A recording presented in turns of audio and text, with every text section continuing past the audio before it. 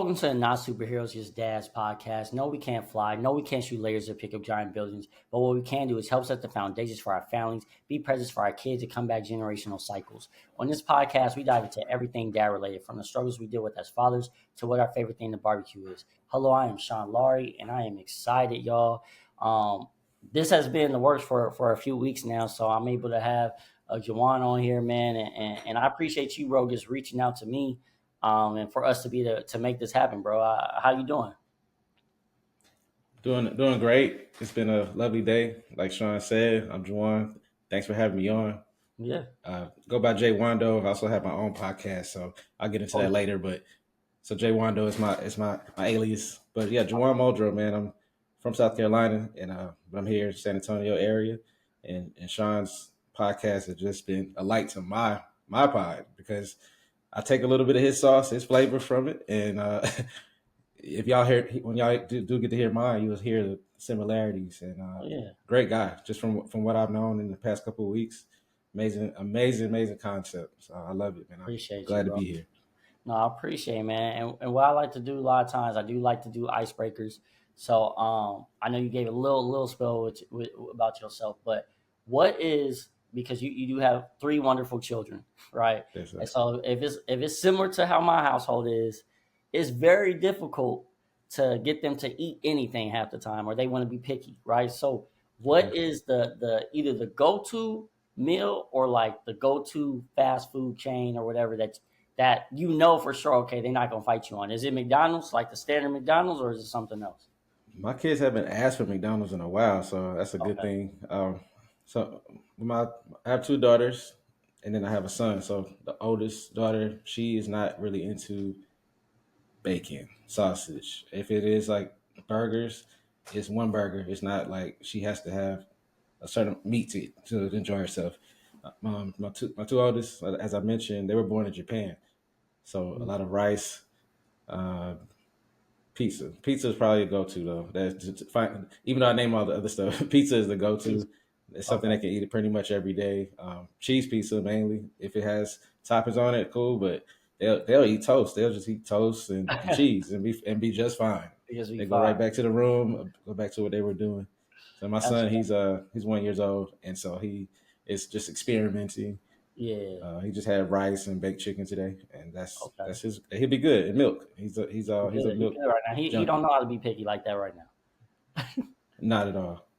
I mean, but That's the cool thing about him, unlike when I was growing up, he would, if he don't like it, he takes it out and gives it right back. Like, right.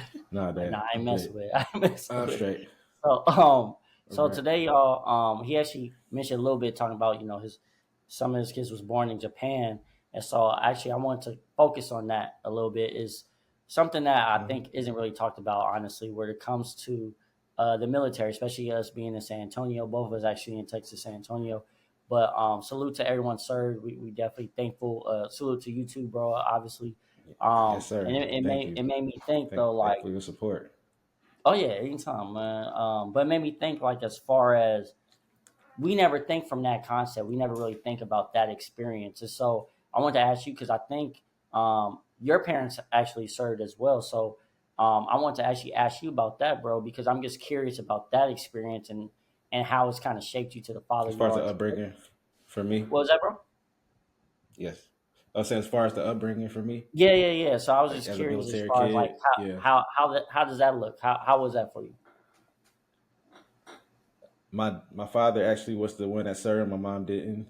Okay. They were both 17 when they had me, and Oh, dang. in the mid late 80s, and so he did what most, I guess, high school dads would do. You either go get a job, you hit the streets, or you go to the military. So he took the military route right after high school, and I didn't get to live with him. And this is a I don't know if I'll share this publicly, so this is an exclusive. My dad actually he was actually stationed here when I was 4, Mm, and I was I've been here before.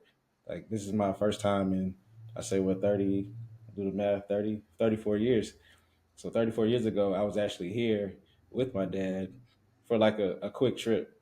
So he actually brought me here and stayed. I can't remember how long we stayed, but we were here for a little while. Stationed at the same I didn't mention either. My wife is actually active duty, so she's Air Force, but they were stationed at the same base she's stationed at. That's where he was. But as far as the upbringing part, it was always absent. I didn't have the situation like many dads, many children do, where they're with their parents, they're together, and we're moving around. So I didn't have that experience. I'm from South Carolina, and I pretty much lived there most of my life. And but the one year I did stay with him after he did a couple of tours.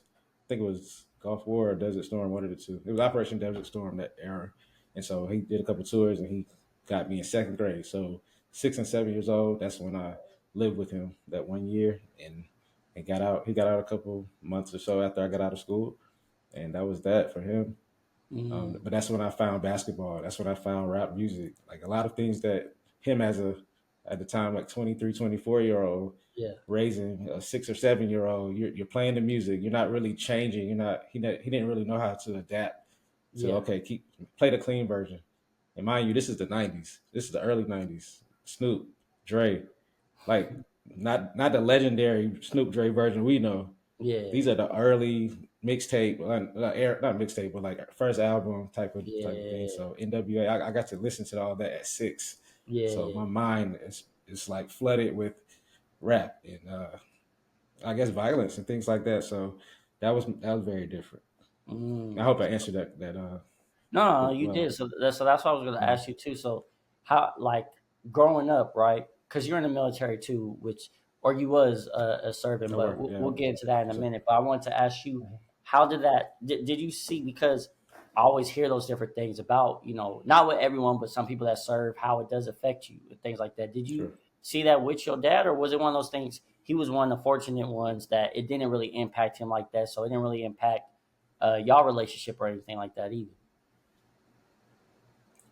To be honest, relationship still impacted. Mm, His father was a army Vietnam vet. He seen violence against his. So again, my dad talking about he seen violence against his dad. I mean, against his mom from his dad. He seen domestic mm, violence. He felt distance, isolation.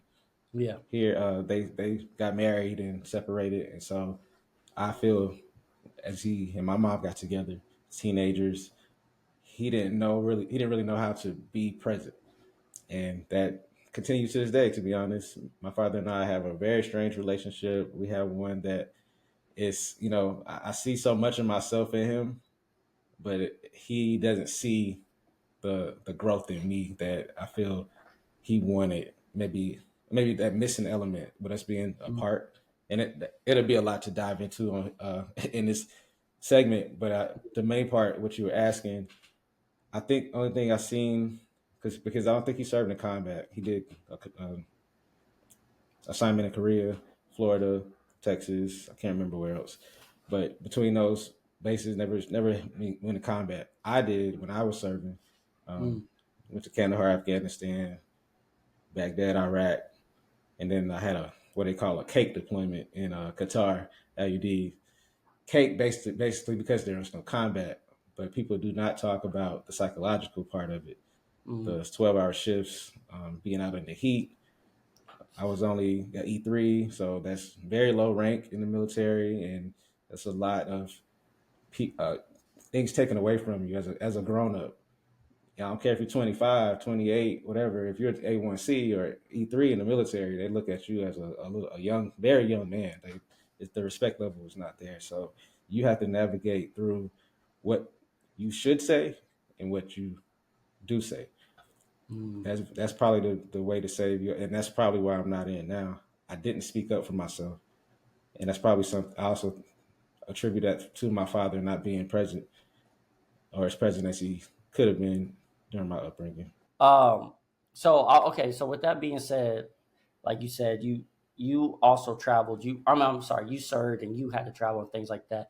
So how did that? Well, Hmm. one, how did you get into that, bro? And how did that impact you as a dad? Because I'm assuming then, not even assuming. Obviously, your kids, your family had to. Did they have to leave with you too? Were they traveling as much as you was? Yeah, so I was the single cat. I didn't, and I'll be transparent.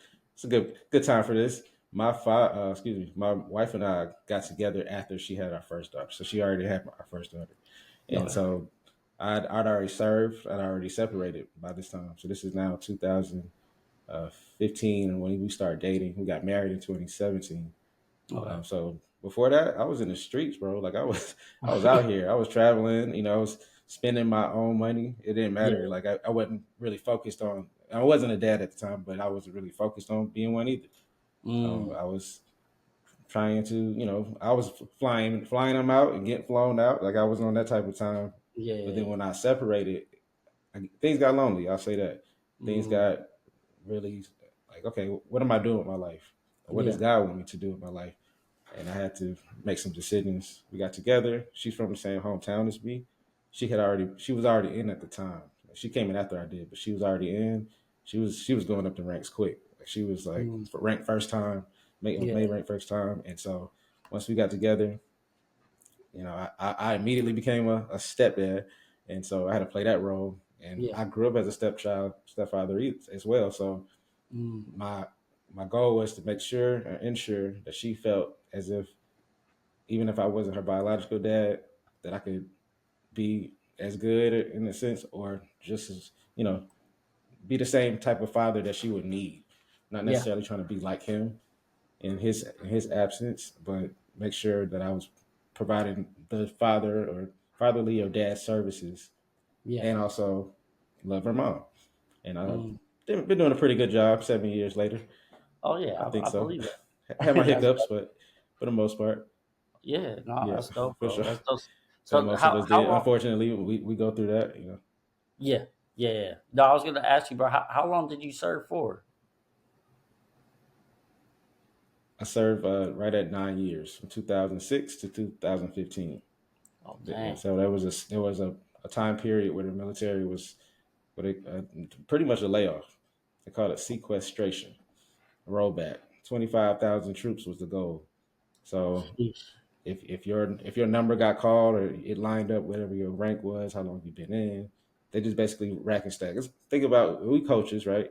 We in Yeah, the basketball, so think about tryouts. It's tryouts for the team.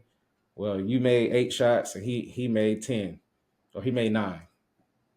Because you made one less, gotta go. And that's how it was. They gave us like 6 months.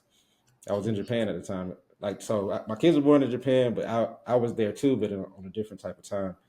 So yeah, I was in Tokyo, and I just left that December, and I found out the next July I had to get out by Mm, January of the next year. So everything kind of was crashing together, career yeah. wise, but at the same time, I was in such peace because I realized the military wasn't for me. Okay. And if anybody hears this and is thinking about joining or have served, salute to you. But for me, it just wasn't my thing. It wasn't my calling, but it was something that brought things together, and it benefits me. It benefits me today. Yeah. So I salute all service members, all the services. But yeah, for me, I pretty much run out. Yeah, so that was something that during that time I didn't really get to grow like I thought I should Mm, mentally, and having my dad not really guiding me through things hurt me too. I think he could have showed me or told me some things along the way, but I felt he also, and I always give my dad grace regardless of what. I could tell you some things that'll make you upset, you don't even know him. yeah. But I give him grace because I understand he didn't know better. He didn't have his father Yeah. giving him the tutelage that I know I give my kids. Mm, So not saying he's not a good father, he just wasn't yeah. good to me, and Yeah. that's just because he just didn't know better. So, and that I make it right with it. Just Yeah.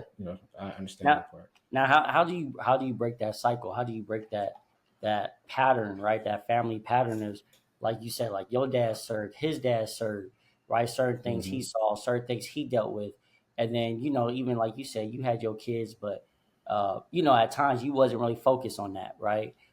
You're serving, you're doing your thing, whatever. How did you get to that point? Because like you said earlier, as far as you growing, you really have grown.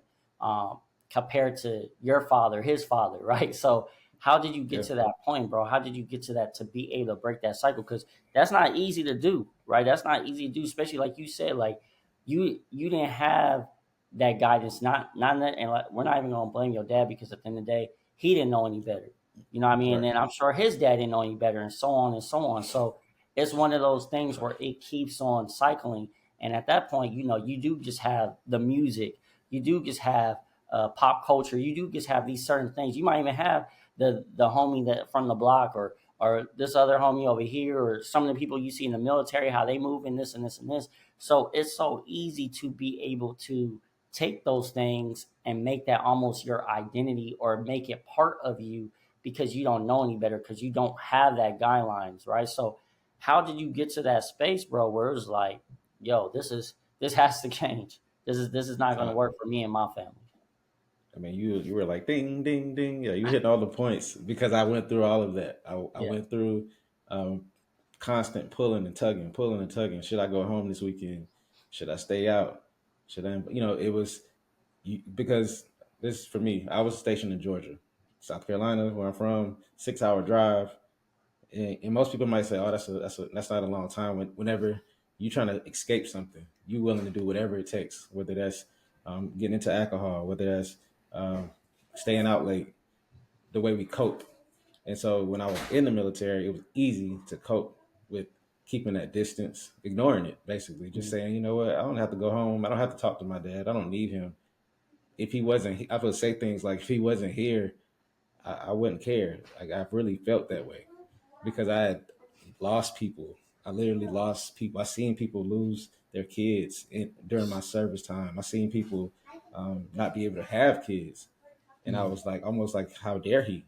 Yeah. So when God presented, obviously my wife, which I love dearly, but when I seen that she already had someone there, and then we got pregnant with our second child, I was like, oh yeah, this is my opportunity. This is your sign. Mm. Even getting out, the way I got out, the way things lined up, it was just like God made that happen. So Yeah. that's the main reason. Like I don't really give myself a lot of credit. All Yeah. glory to Him. So I don't really say, well, I did. Of course, I had to do some work, but I also had to listen. I had to apply. I actually came up with a little analogy. I think it's a good time to use it. Yeah. Of So course. it's or acronym, excuse me, LARD, LARD. Listen or learn, apply, retain or recycle, and then dump or dismiss. Mm. So you learn whatever your dad or whoever's around you teaches you. You go choose to apply it. You what was it? Retain. You retain the good stuff and then dump the rest. And I Yeah. think that's where I'm in a dumping process right now. I'm in a Mm. process of like me flushing all these things out. Because you asked earlier, like, how did you do it? I had to start listening to me. I had to forgive me Mm. for what I just said. I was in a space where I was like, I'm doing something wrong because he's in that. I don't want to use that word for him at this moment because I don't feel that way, but he's feels a sense of entitlement about a lot of things, even access to my children, access to me at Yeah. times, and I had to separate the feelings and say, you know what, come on, man, come in. I forgive you. I forgive me for not, and I apologize to him several times, and I know certain things about him is just not going to change, and I can't continue going on with my life and raising them. I got 3 kids, a wife, like I have my own things going on because he don't want to change. That's not fair to me. Yeah. So I had to Yeah. think like that, and go ahead. No, no, I was gonna say that definitely gets difficult. Especially the, like you said, our father's generation.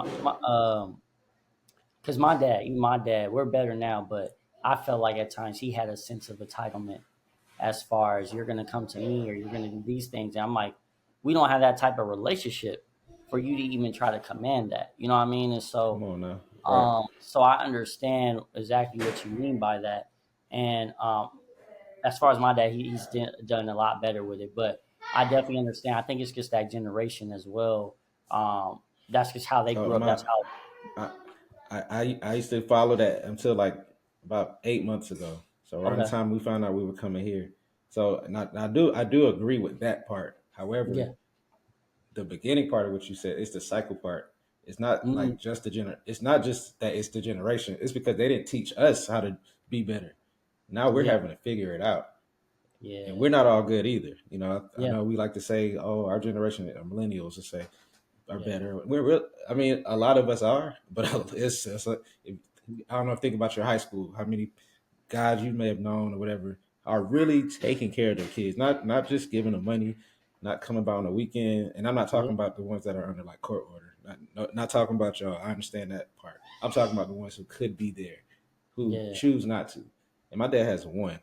I'm his only Mm, child, so mm, he, not saying he don't have excuses, but he don't have yeah. excuses. Like he don't have a reason to be so absent or to not ask me questions or Yeah. wonder, or even if I'm upset. I love my kids get upset with me because they know they can come to me and say, Dad, I don't like that.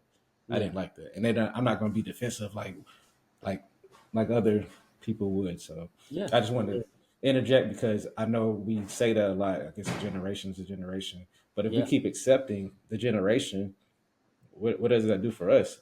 That doesn't make anything better. And then we don't. A lot of times we're afraid to say something to that generation, like in an intelligent way, in a calm manner, in a way that they will understand it. And we Yeah. don't show them how to be. Like Mm, I lead by example when it comes to that with fatherhood. So yeah. he sees what I'm doing. My kids are great. And it's Absolutely, not like man. I'm doing a bad job. So No, no, absolutely, man. I know. I hear them turning up. I hear one of the kids turning up in the oh yeah, they just background. walked Having a good in. time. Yep. You know what I'm saying? Yes, sir.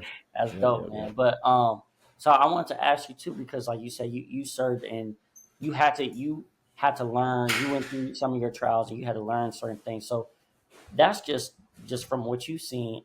Let me ask you this, if it's not too personal. Uh-huh. Um, what are the effects from you serving, and have you seen that? So, because I have heard, PTSD, that's a real thing, right? And just all these different things that people, again, I'll never know because I never served, but the different things that you guys deal with, even being able to, like you said, having certain vices, like again, picking up drinks or whatever it is, Hmm. dabbling in certain drugs or whatever the case is, because of that's just like you said, it's an easy access, right? So, Right. for you, did you deal with any of those things, and then how has that affected you, or you didn't at all, or if you have, it's one of those things where now you know how to handle it. I'll say I did. Okay. I do. It's Oh. still it's still something that you cope with. Mm. If anyone has to go in a situation, whether this be prison, whether this be, it's not like timeout. It's not like go stand in the corner. You're Yeah. literally under. I mean, I've never been in hand to hand combat, so let's not go there. It's almost like somebody saying, they hoop.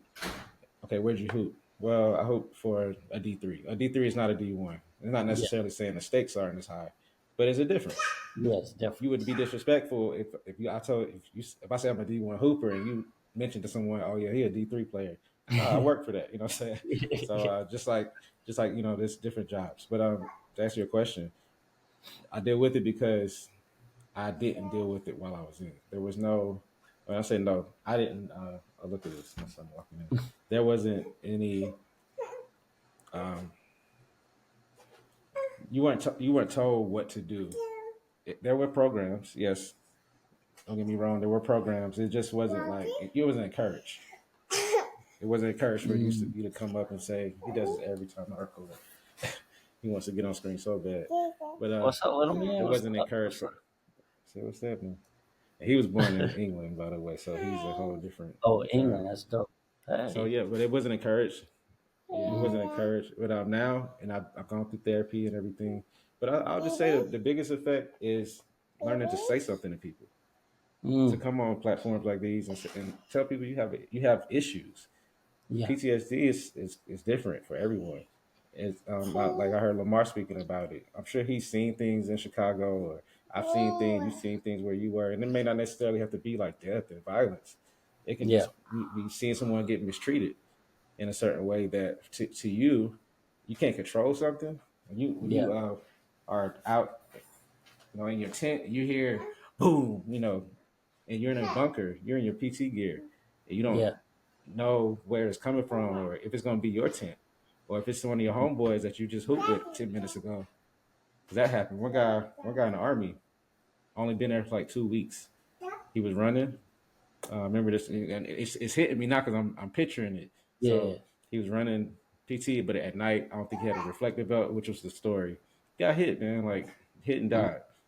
Army guy, probably I think he was like 19 or 20, Dang. and I was like 22 at the time. And I'm looking, every time I walk by that pathway, I'm like, wow. I remember when I was 6 years old, and I used to go out and walk on the highway. You know, I used to go Yeah. to the store. I had no supervision or anything like that.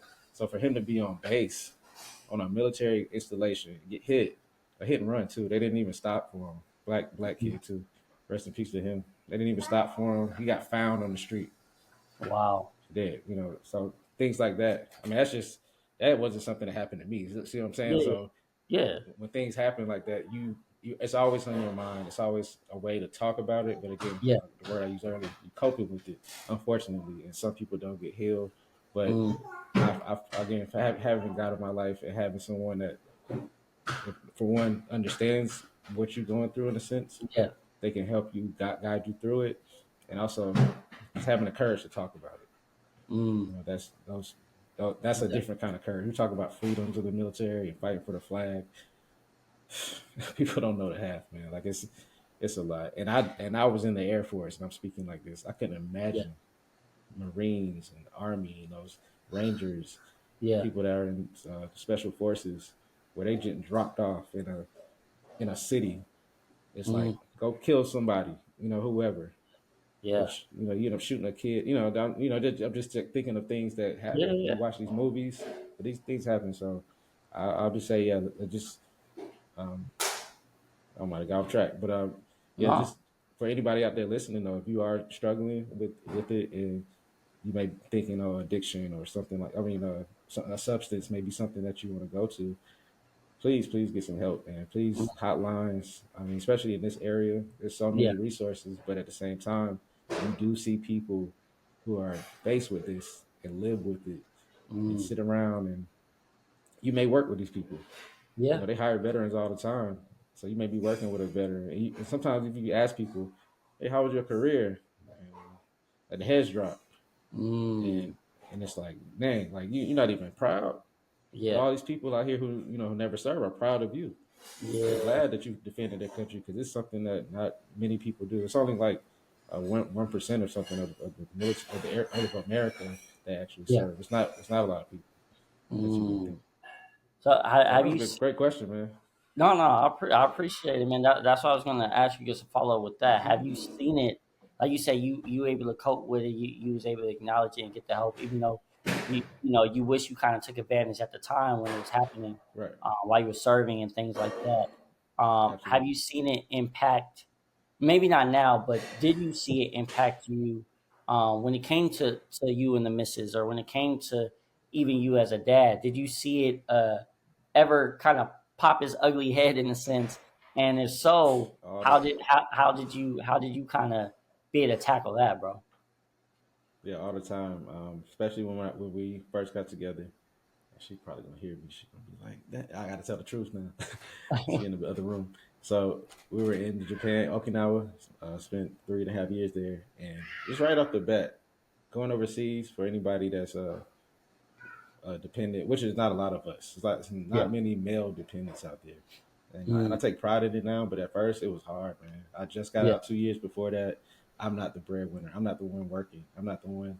I'm at the Mm, house with my daughter, which was great. I spent a whole year at home. So yeah. imagine this like weight gain, depression, Mm, sitting around thinking about ideas and ways to like try to spend time, like something doing mm, something. I had to wait till everyone got off work. It was hardly anybody, out. And I'm not just not making excuses. I could have been reading yeah. or doing something with my time, but I chose the game. I chose that to not do things. Sometimes I'll be at home all day. I Yeah. get up and wash a dish, cook, just down on myself, beating myself up. And Yeah. about midway through that tour, I was like, something's got to change. I was working on my degree, which helped some. I was Yeah. working on my business degree at the time, and I ended up completing it. It's just that was really hard for. Well, now that I'm looking back at it and reflecting on it, it was really hard to talk about because Mm, again, I just got over there, but I'm still trying to keep up with people. 14-hour time difference from the East Coast, and people. I think that's probably thinking about it now. That's probably when me and my dad kind of fell out. I didn't feel he understood. I'm just freshly married. I got a new kid, and he Mm, wasn't respecting the time. And not just my dad, but other people. They weren't respecting the time. They would always ask like, "What time is it over there, bro?" yeah, Like, you don't think I think about the clock? I can't go to my phone and look at the world clock. Why would you ask this every time? yeah, So the support wasn't there. But as we were about to leave, actually, we started meeting people who um, could help us out, and even to this day, people I still rock with. So you gotta have your tribe, man. You gotta have your village because it could drive you crazy. And I'm not, obviously, I hope your audience isn't in this situation, but yeah, for those who are listening to it and you may be struggling a little bit, hit me up. yeah, I'll leave my email open. I'll put my information on here, just to yeah, talk about it because if you're not talking about it to me, you're gonna start expressing things. You're gonna be yelling. And I had episodes of mania, dealing with sleep apnea, so mm, that's making you cranky. The baby, yeah, postpartum, all at once. You mm, know, and it was tough. It was definitely not. It was definitely challenging, but I had to again God, big God got yeah. me through it Man, that's crazy, bro. for Yeah, that's sure. crazy. So what I'm gonna do? Because I know, I know how some of y'all are with the attention span. Y'all attention span is terrible. It's like mine, so I'm not here to judge. Time, yeah. I'm I mean, and here. I'm I understand, and you probably the same way, bro. Right? Where it's like we only have so. I get it. I understand. So, but there's still a lot I want to dive into with you, bro. Especially that you said something key, man. As far as like the I don't want to say the roles reversed. Well, I guess in society, quote unquote, the roles have reversed. Where oh, absolutely. No, you said yeah, it. That's perfect. That's exactly what yeah, it was. okay, so I definitely Yep, want to you're I want to good. dive into that, man, and I want to give it the proper time that it deserves. So what we're gonna do? We're gonna do a Okay. part. This is part one, y'all. We're gonna do part two. So make sure y'all tune in next week. I'm gonna drop this as well. So before we do though, before I do that, plug. You're gonna do it again on the next one too, bro. But plug some of your stuff Okay. that they can keep track of where you at and what you got going on. Throw the powder up. Jay Wando. You can find me on IG, which is what I'm on normally, regularly. Life of underscore J Wando. That's LIFEOF underscore JWANDOE. And my other page, my podcast page, which is called The Dough Spot. And I'll get into that too. Why it's called that, which I changed it along the way. But the Dough Spot, DADOESPOT. You can find that DA underscore DOESPOT pod. That's my IG. I was on Facebook. Had to break away from that toxicity. It was on me. Some of it was on me, but I had to give it a break. But yeah, IG on TikTok it's J1 though. So yeah, man, that's pretty much what I'm on. I'm also a school teacher right now. I'm an aspiring school teacher at the time. So around this time, and end of the month, I plan on being an English ELA teacher. It's nothing something I never imagined, but this is what it is. So that's something I'm working on. I'm in social work. Also have a social work degree. So these are why I can cope and handle a lot of these situations because I've done my reading and figure out what was actually wrong with me. And I think that's Mhm. probably the most important, which we'll touch on in the next one. But once you Yeah. figure out what's wrong with you and you can face it and admit to it, you can heal. You can get better. So do Mm, that first. You got to do the work. We say it man. is cliche, but you have to do the work for yourself. Yeah, that's crazy. So that and that's like you said, we'll dive into it. The But that's what segue. you Yeah. get into where you at now. Hmm. So Can't okay, wait, man. I love it, man. So like always, y'all make sure y'all like, make sure y'all subscribe. I appreciate you guys for listening, for tapping in. Of course, I'm so humbled. I'm so thankful. Um, and remember, guys, like always, right? You don't have to be perfect, but you always have to be present. I'll see you guys on the next one.